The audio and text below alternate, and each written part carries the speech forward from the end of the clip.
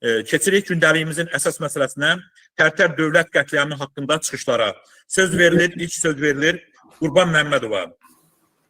Tərtər məhkəmə hökmləri barəsində Qurban müəllim geniş hüquqşünas, millət vəkili Qurban Məmmədov. Buyurun. Təşəkkürlər, hörmətli millət vəkilləri. Qurban bəy, mikrofonu. Üzr istəyirəm. Mikrofonu açın. Üzr istəyirəm. Hörmətli millət vəkilləri, hörmətli sədr, öncə hamınızı salamlayıram. Çox vaxtınızı almadan məruzəni sizə təqdim eləmək istəyirəm.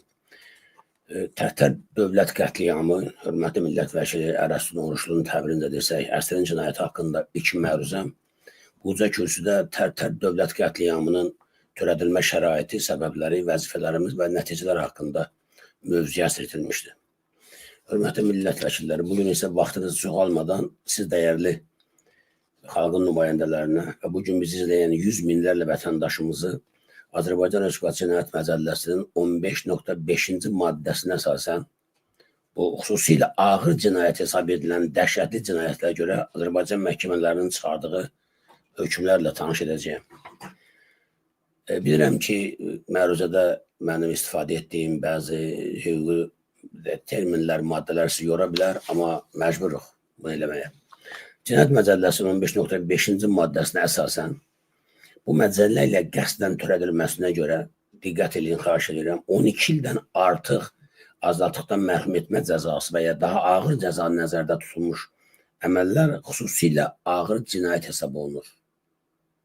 Yəni 12 ildən artıq azadlıqdan məhrum etmə cəzası nəzərdə tutulan, istənilən cinayət xüsusilə ağır cinayət hesab olunur. Bunu niyə belə xüsusi vurğuluyuram, birazdan biləcəksiniz. Bəri başdan deyim ki, Tərtər dövlət qətliamı ilə ittiham edilən şəxslərə verilən ittihamlarda ən ağır cəzanın yüksək həddi 12 ilə dəkdir. Yəni 12 ildən çox deyil deyə onlara verilən ittihamlarda heç birində xüsusilə ağır cinayət tərkibi yoxdur.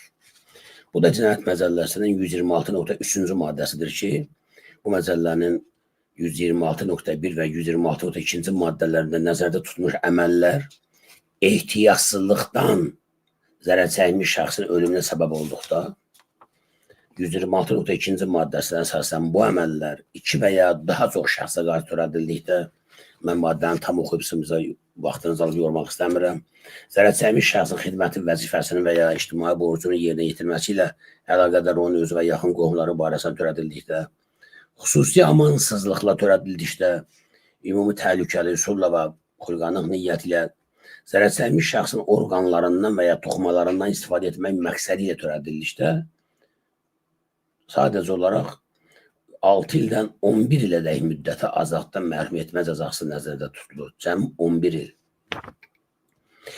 Amma xüsusilə ağır cinayət olması üçün mütləq 12 ildən artıq nəzərdə tutulmalıdır cəza müddəti. Başqa sözlə, Tərtər dövlət qətliamının xüsusilə ağır cinayətlər kateqoriyasına aid edilməməsi üçün düşünülmüş şəkildə bu ittihamlar verilib, hörmətli millət vəkilləri. Mən istəyirəm, bugün bizi dinləyən xalqımız, tamaşaçılar bir şey bilsinlər ki, bu məhkəmələr nə ilə bağlı belə keçirildi, nə baş verir ölkədə? Bilirsiniz ki, Azər Freedom'da bu məsələlər geniş araşdırılandan, subutlar otağa qoyulandan sonra bizim şəxsən beynəlxalq təşkilatlara, o cümlədən Avropa Şurasına, BMT-nin İnsan Hüquqları Komissarlığına, beynəlxalq hüquq müdafiə təşkilatlarına təqdim etdiyimiz sənədlərdən sonra Azərbaycan hakimiyyətinə Tərtər hadisələri ilə bağlı təzyiqlər başladı. Azərbaycan hökuməti bu təzyiqləri, beynəlxalq təzyiqləri azaltmaq, onun qarşısını almaq, eləcə də xalqın artmaqda olan məhz bu Tərtər cinayətinə görə artmaqda olan o nifrətini, qəzəbini, kinini qismən azaltmaq üçün belə bir oyunbazlığa atdı. Güya istindağı yenilədilər, yenidən məhkəmələr başladı. Bütün bunlar hamısını siz görəcəksiniz. Sadəcə olaraq, yəni deyirəm, o ictimai qəzəbdən yaxa qurtarmaq üçün edilən bir oyunbazlıqlardır, bu məhkəmə deyil. Bu mütəşəkkil dəstənin üzvü kimi ittiham edilən şəxslər 4 qrupa bölünərək ayrı-ayrı 4 hökm çıxarılıb bu işlər üzrə, dostlar. Hörmətli millət vəkilləri, deməli, rəsmi ittiham haqqında yuxarı komandanlıq tərəfindən təşkil edilən mütəşəkkil dəstədə iştirak etdiklərinə görə ittiham edilsələr də, bütün deməli ittihamnamənin özündə də, bütün bu 4 hökmün 4-ündə də bu ifadə yazılır. Yuxarı komandanlıq tərəfindən təşkil edilən mütəşəkkil dəstədə iştirakı cəlb edilib. Bu ifadə ittiham tərəfinin, prokurorluğun özünün yazdığı ifadələrdir. Tərtər işi üzrə, eləcə də Beyləqan işi ilə bağlı, bu Beyləqan işi bilirsiniz ki, Adil Sabirlinin vəhşicəsinə öldürülməsi ilə olan işdir. General Bəkir Orzovun və başqalarının həbs olunduğu iş nəzərdə tutulur. Çıxardılan hökmlərdə yuxarı komandanlıq dedikdə kimlər nəzərdə tutulur? Bunlar kimlər olub? Hökmlərdə buna cavab yoxdur. Bu mütəşəkkil dəstənin bayaq qeyd etdiyim kimi üzvü kimi ittiham edilən şəxslər 4 qrupa bölünür. Birinci qrup General Bəkir Orzov və başqaları. Dedim bu Beyləqan işi üzrə ikinci korpus. Mais Baxıdarovun komandanlığı altında törədilən cinayətlərə aid. İkinci qrup Ələsgərov Vüsal Əzizoğlu, Niftəliyev Rəşid Ağa Şərifoğlu, Qarayev Ramil Farizoğlu və Ağayev Zeynal Qurbanoğlu. Deməli, üzr istəyirəm, Qarayev Ramil Farizoğlu və Ələsgərov Rüstəm Çərkəzoğlu. Bu 4 adam haqqında hökm çıxaran Bakı Hərbi Məhkəməsinin hakimləri Ağayev Zeynal Qurbanoğlu sədrlik eləyəndir. Ramazanov Camal Cumaroğlu və Abbasov Rafiq Qaraxanoğlu. Verilən cəzalar, diqqət həmşi verin. Ələsgərov Vüsal Əzizoğlu 5 il 6 ay azadda məhrum etmə. Niftəliyev Rəşid Ağa Şərifoğlu 5 il 6 ay azadda məhrum etmə. Qarayev Ramil Farizoğlu 5 il 6 ay və Ələsgərov Rüstəm Çərkəzoğlu 9 il 6 ay müddətinə azadlıqdan məhrum etmə cəzası. Hörmətli millət vəkilləri, bu yaxınlarda ağır xəstəliyinə görə azadlığa buraxılan xalqımızın fəxri olan jurnalist Əvəz Zeynallıya etmədiyi cinayətə görə 9 il iş vermişdilər. Onu xəstə elədilər, yarımcan elədilər, səhətini məhv edib buraxdılar.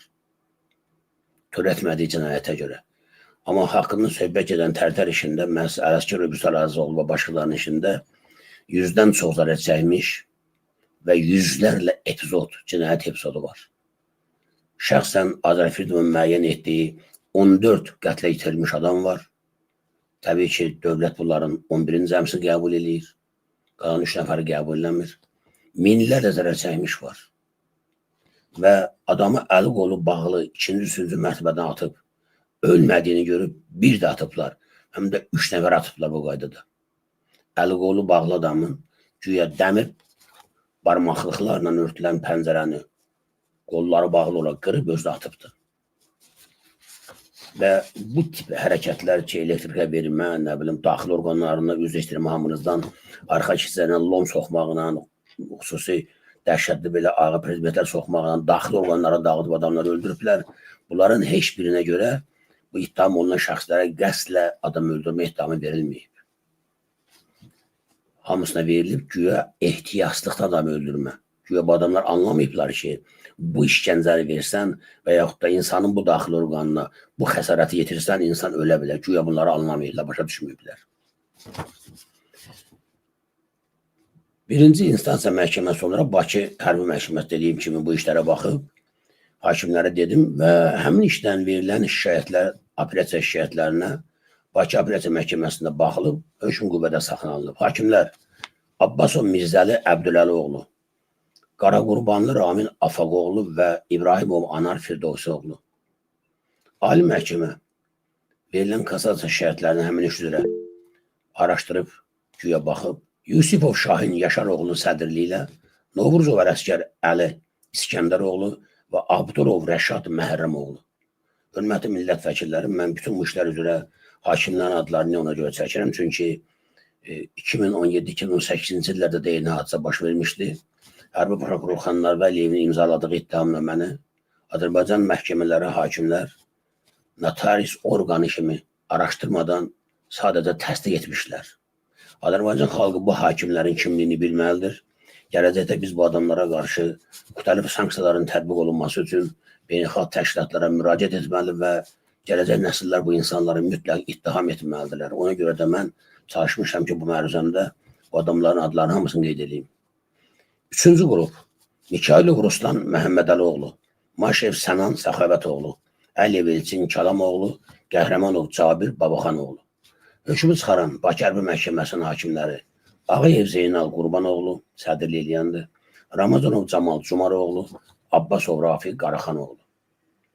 Təyin edilən cəzalar Mikhailov Ruslan Məhəmmədaroğlu. Hörmətli millət vəkilləri, xatırladım ki, bizim araşdırmalarımız canlı efirdə hamımızın gözü qabağında, xalqın gözü qabağında baş verən, aparılan bu araşdırmalarda sübut edilib ki, Azərbaycan ordusunun əskər və zabitlərine qarşı adı səslənilmiş bu adamlar xüsusi amansızlıqla işgəncə veriblər, qeyri-adi əxlaqsız hərəkətlər ediblər. Bunlar uşaqbazlıq alayı düzəldərək Azərbaycan ordusunda seçiblər gəncləri, onları zorlayıblar, onlara cinsi əlaqədə olublar, onları hansısa generallara, zabitlərə aparıb pekkeş eləyiblər və sonra da güya erməni rus dilində danışaraq həmin alçaq əmələ törətdikləri yerlərdə belə bir görüntü yaratmağa çalışıblar ki, güya bunları zorlayan ermənilərdir. Halbuki Mikhailov Ruslan və onun cinayətkar dostları məhz özləri bu işi törədiblər. İndi onların, dostlar, baxın, məhkəmədə hətta vaxtı ilə belə bir ifadə vermişdi onlardan biri ki, Beyləqandakı cinayəti də biz aşmışıq. Yəni, Beyləqan hadisələrində də, 2-ci korpusda da adamlara vəhşi işgəncələr verən adamların arasında olub bu adamlar. 14 nəfərin bizim müəyyən elədiyimiz ölümünə bahis olublar. Halbuki bizdə çox ciddi şübhələr var ki, 47 nəfər öldürülü. Bu barədə hələ 2017-ci ilin may ayının 13-də, ayın 10-da Qənimət Zahid öz televiziyasından xəbər vermişdi insanlara. 47 nəfər. Amma dövlət bunları təbii ki, hələlik gizlədir. Bu qədər ağır cinayət törətmələrinə baxmayaraq, Bakı Hərbi Məhkəməsinin hakimləri Ağayev Zeynal deyib, bunları xətt ilə təkrarlamaq istəyirəm. Ağayev Zeynal Qurbanoğlu, Ramazanov Camal Cumaroğlu və Abbasov Rafiq Qaraxanoğlu görün bu adamlara hansı cəzaları təyin ediblər. Mikhailov Ruslan Məhəmmədəloğlu 6 il 10 ay, 10 gün. Azadlıqdan məhrum etmə. Əliyev Elçin Kalamoğlu 5 il 8 ay və 5 gün. Qəhrəmanov Cabir Babaxanoğlu 6 il 8 ay 5 gün. Maşev Sənan Səxavətoğlu ən qəddarcasına, həyasızcasına işgəncə verən adam 4 il 10 ay 10 gün müddətində azadlıqdan məhrum etmə. Hörmətli millət vəkilləri, bu adamlara verilən cəzalara çox xahiş edirəm. Yalnız son bir ildə, hörmətli tamaşaçılar, mən istəyirəm xalqımız da bunlara fikir versin. Son bir ildə həbs olunan jurnalistlərə və siyasi belə deyək, məhbuslara verilən cəzalarla siz müqayisə edin, görün. Bunlar nə törədiblər, bunlara nə cəza veriblər, onlar nə cinayət törədiblər, onlar hansı cəzalar verilib. 187 zərər çəkmiş olan bu işdə cinayətkarlara verilən cəzalar tam simvolik xarakter daşıyır. Apellyasiya məhkəməsində həmin hökmü qüvvədə saxlayan hakimlər Məmmədov Habil Çingizoğlu sədrlik eləyib. Məmmədov Məmməd Allahverdioğlu və Allahverdiyev Elbə Hidayətoğlu. Yeri gəlmişkən, mən heç şübhə eləmirəm ki, bu hakimlərin övladlarına lom soxub, onları zorlayıb, 3-cü mərtəbədən tıb öldürsəydilər, onların uşaqlarını öldürən adamlar haqqında çıxarılan belə hökmlərlə qətiyyən razı olmazdılar.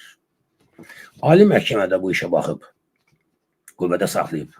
Cəfərov Vidadi Cəfəroğlu sədrlik eləyib. Rəcəbov İlkin Əbülfəzoğlu və Qılıcov İlqar Səyyadoğlu. Bu adları gərək Azərbaycan xalqı əbədi olaraq yadında saxlaya.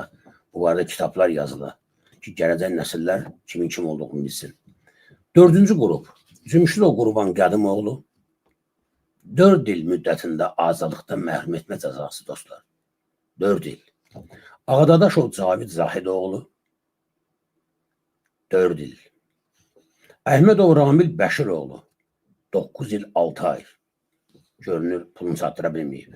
Axundov Fuad Arazioğlu 9 il 6 ay və Ağayev Fuad Ramizoğlu 13 il.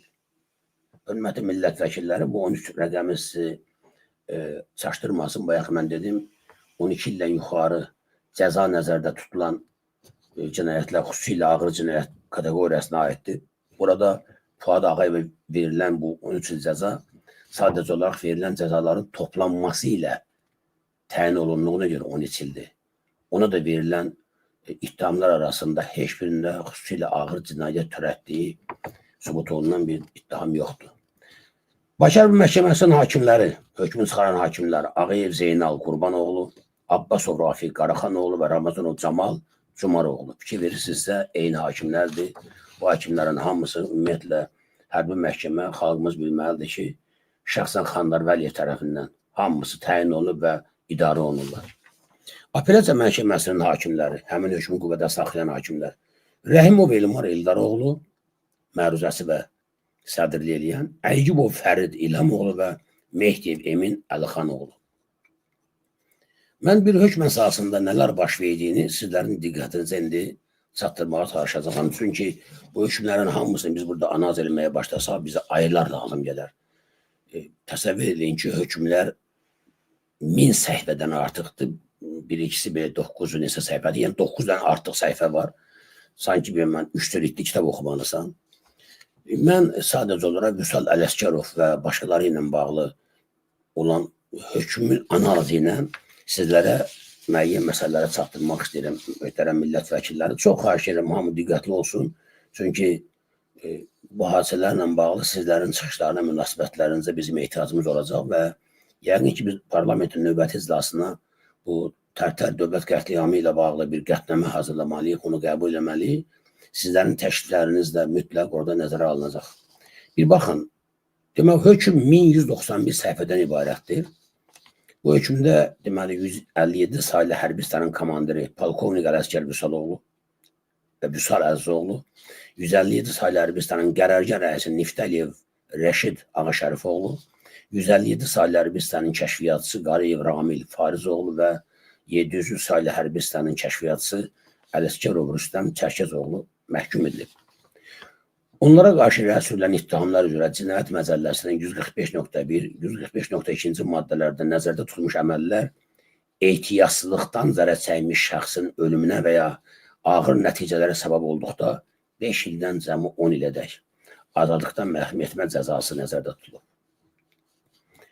Bunlar ittiham edilən 293.2-ci maddəyə görə, yəni dövlət orqanının vəzifəli şəxsi və ya bu vəzifəni icra edən digər şəxs tərəfindən xidməti vəzifələrin icrası ilə əlaqədar və ya onun təhriki və ya razılığı ilə yaxud onun bildiyi digər şəxslər tərəfindən törədildikdə 341.2 vəzifə səlahiyyətlərindən sui-istifadə, 125 özünü intihar həddindən çatdırma və 126.3 bayaq dediyim kimi qəsdən sağlamlığa ağır zərər vurma. Burada da maksimum 12 ilədək müddəti azadlıqdan məhrum etmə nəzərdə tutulub. Və ya deyəsən səhifələrə 11 demişdim. 14 nəfərin öldürüldüyü bu cinayətdə, bu rəqəmi 14-ü mən bayaq dedim, azaf edim, deməli, araşdırması nəticəsində biz müəyyən eləmişik. Rejimin gizlətdiyi ölənlərin sayının 47-48 olması ilə bağlı çox ciddi şübhələr var. Təqsirləndirilən şəxslərə qəsdən adam öldürmə maddəsi ilə ittiham irəli sürülməyib. Bayaq mən sizə dedim, ikinci, üçüncü mərtəbədən atılan adamın ölməyəcəyini güya düşünmək, bilmək ya başa düşməmək.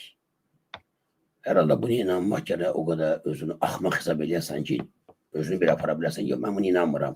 5-ci, 3-cü mərtəbədən əl-qolu bağlı adam 2 dəfə atılırsa, ölməyə bilər, bu işgəncə növüdür güya. Dünya tarixində belə bir işgəncə növü nəzərdə tutulmayıb.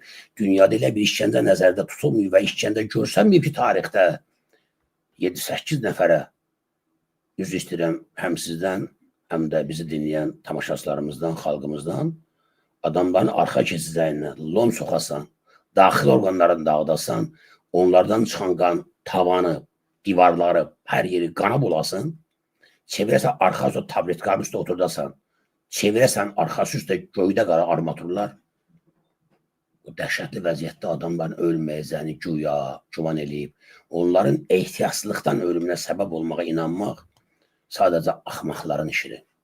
Azərbaycan xalqı axmaq olmadığını çoxdan sübut edibdir bu rejimə.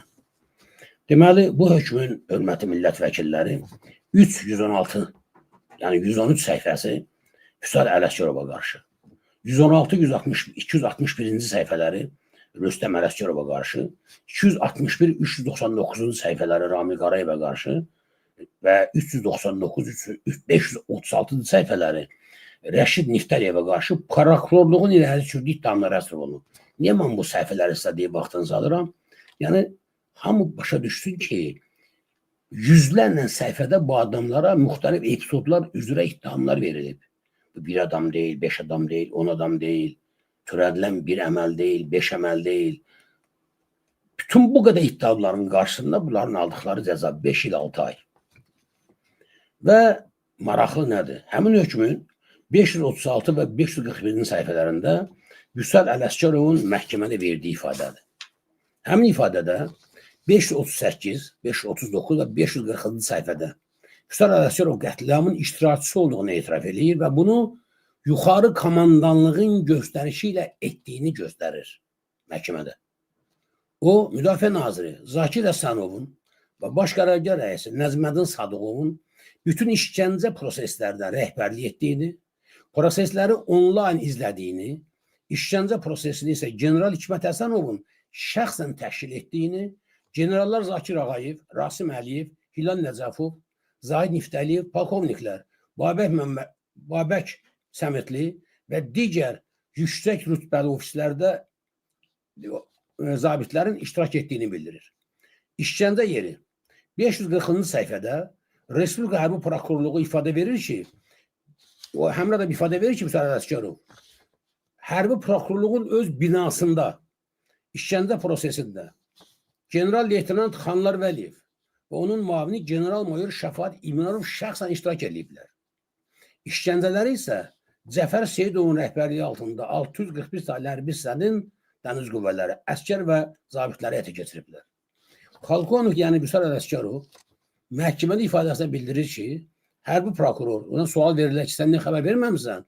Deyib, mən kimə xəbər verməliyim ki? Orada oturmuşdu hərbi prokuror General Leytenant Xanlar Vəliyev, onun müavini General İmranov Şəfaət, eləcə də bütün generallar. Məhkəmə, hörmətli millət vəkilləri, Vüsal Ələsgərovun ifadəsində adı keçən bu adamların heç birini məhkəmə dəvət edəmir.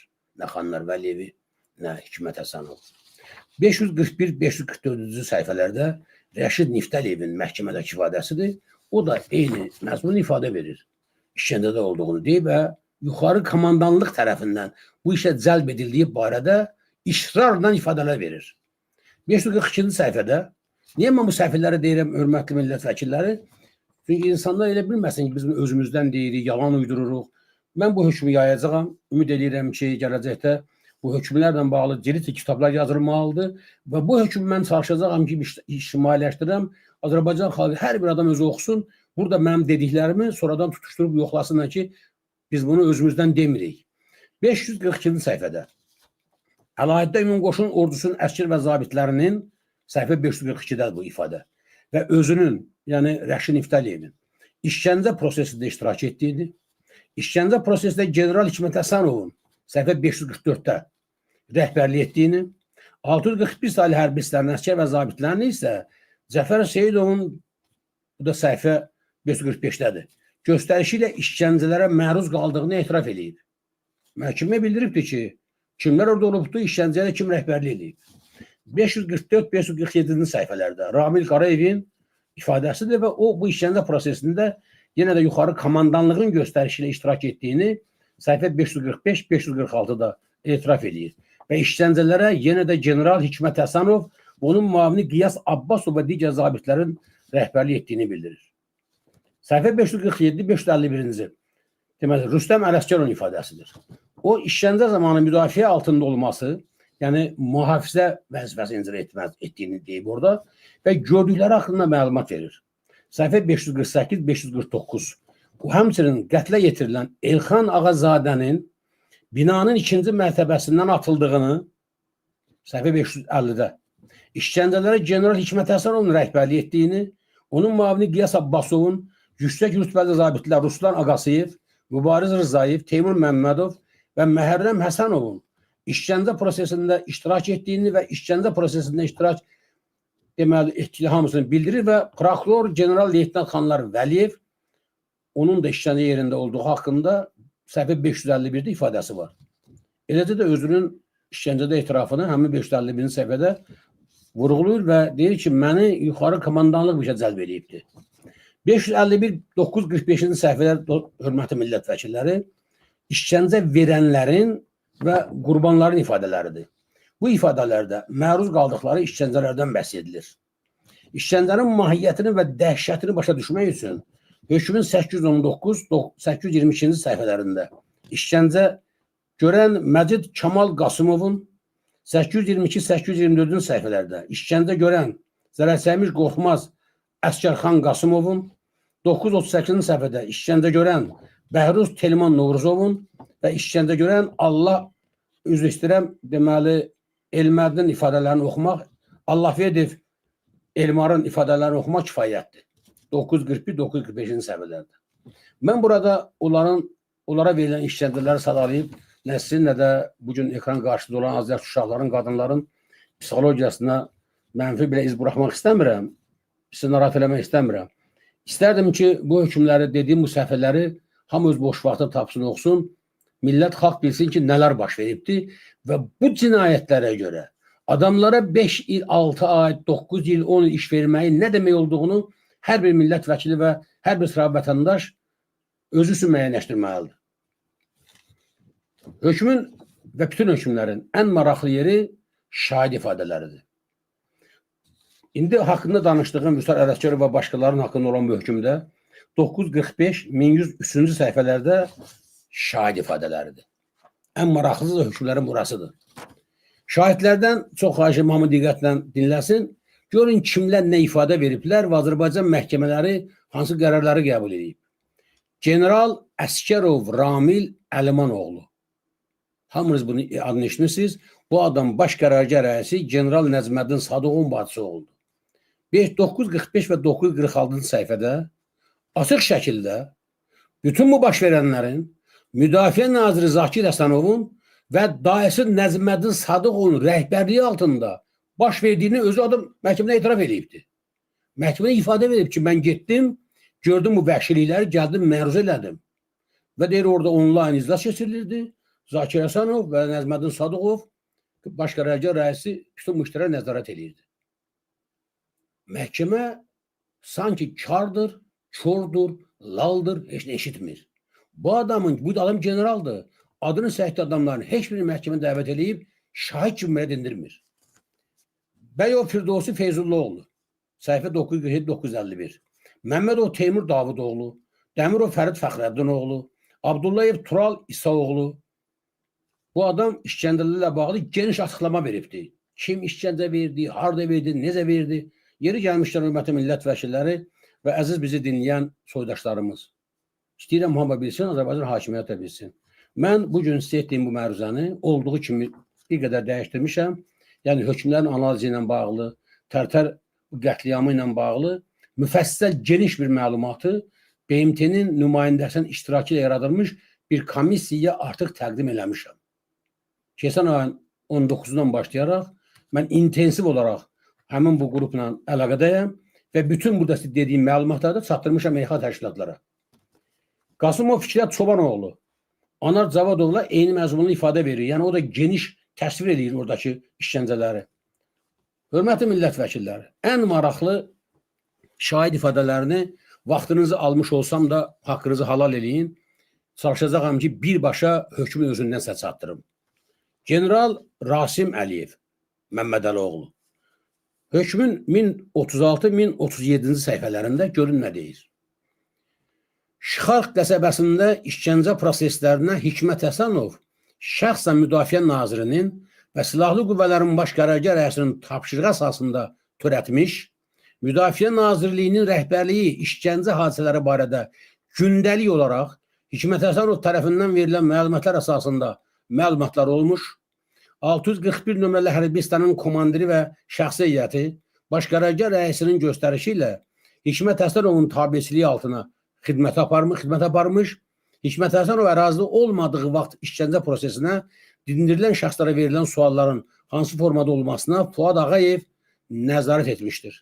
Həmçinin Babək Səmidli ona Zakir Ağayevin, Ramil Əskərovun və Müdafiə Nazirliyinin digər vəzifəli şəxslərinin də Şıxarx qəsəbəsində aparılan sorğulanma prosesinə nəzarət üçün əraziyə gəlməsini bildirmişdir. Hörmətli millət vəkilləri, bir hüquqşünas kimi diqqətli çatdırmaq istəyirəm ki, hüquq bir qanun belədir. Əgər General Rasim Əliyevin bu dedikləri doğrudursa, Onun bu dedikləri haqqı əsasında mütləq Müdafiə Naziri Hikmət Həsənov, Nəzməddin Sadıqov və adı keçən hamısı Hikmət Həsənov daxil olmaqla məhkəmə dəvət olunmalıydılar. Məhkəmə qərar verib işi yeni ittihamlar vermək üçün istintaqa qaytarmalıydı. Bu qanunun tələbidir. Yox, əgər Rasim Əliyevin dedikləri yalandırsa, böhtandırsa, Rasim Əliyevin özü haqqında cinayət işi qaldırılmalıydı.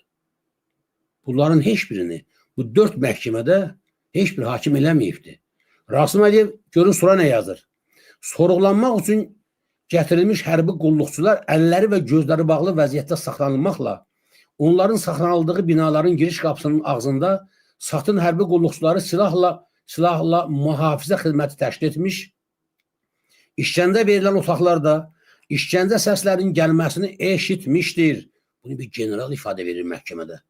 708 nömrəli hərbi hissədə olduğu müddətdə 1-ci Ordu Korpusunun komandiri General-Mayor Hikmət Həsənovun Müdafiə Nazirinin və Silahlı Qüvvələrin Baş Qərargah rəisinin göstərişi ilə gündəlik olaraq aparılan sorğulanma işlərinə, əraziyə dindirilmək üçün hərbi qulluqçuların gətirilməsi barədə göstərişlər verilməsinə, hüquq işləri üzrə köməkçisi Fuad Ağayevin Hikmət Həsənovun ərazidə olduğu və olmadığı müddətdə aparılan dindirmə proseslərinə şəxsən nəzarət etməklə satın hərbi qulluqçularına göstərişlər verməsinə, sorğulanmanın işgəncənin Hikmətin və Fuadın nəzarəti altında Cəfər Seyidovun təşkilatçılığı ilə satın hərbi qulluqçular tərəfindən törədilməsinə şahid olmuşdur. Adam deyir, mən gözümlə görmüşəm bu şeyləri. Bunu deyən generaldır, Rasim Əliyev. 708 nömrəli hərbi hissədə həmin vaxt Müdafiə Nazirinin İnspeksiya Baş İdarəsinin rəisi Zakir Ağayevi, Xüsusi Təhlükəsizlik İdarəsinin rəisi Polkovnik Ramil Əskərovu, Hüquq İdarəsinin rəisi Ədliyyə Polkovniki Rauf Kişiyevi, Respublika Hərbi Prokurorluğunun əməkdaşlarını görmüşdür. Ərazidə ezamiyyətdə olduğu ilk gün Rauf Kişiyevi 708 nömrəli hərbi hissənin əskər kölgənəcəyində görmüş, hansı səbəbdən bu formada işgəncə verilərək qanunsuz hərəkətlərə törədilməsini soruşmuş. Rauf Kişiyev də həmin vaxt əlini başına tutaraq ona mən Hikməti və Müdafiə Nazirinin rəhbərliyini başa sala bilmirəm. Nazir və Baş Qərargah rəisi Hikmətə bu formada səlahiyyət verib. Mən heç bir formada hadisələrə müdaxilə edə bilmirəm deyə bildirmişdir. Mən bu hökmdən çox belə sitatlar gətirib sizin vaxtınızı almaq istəmirəm. Amma istəyirəm bir şey biləsiniz. Hörmətli millət vəkilləri, istər General Rasim Əliyev, istər General Zakir Ağayev, istər dəniz pişiklər deyilən 641 sayılı hərbi hissənin komandiri Seyidov Cəfər Əzizoğlu öz ifadələrində açıq şəkildə baş verən bir cinayətin məhz Müdafiə Naziri Zakir Həsənov, Nəzməddin Sadıqov Baş Qərargah rəisi Nəzməddin Sadıqovun şəxsi nəzarəti altında hər 2 gündən bir, hər həftə onlayn bütün o prosesləri izləyərək törədildiyi barədə ifadə vermişlər. Cəfər Seyidovun öz ifadəsində səhifə 1040-1044-cü səhifələrdə o yazır ki, 2017-ci ilin may ayının əvvəllərində Silahlı Qüvvələrin Baş Qərargah rəisi Nəzməddin Sadıqovun əmri ilə bu əməliyyata cəlb olunmuşam. Sual yaranır.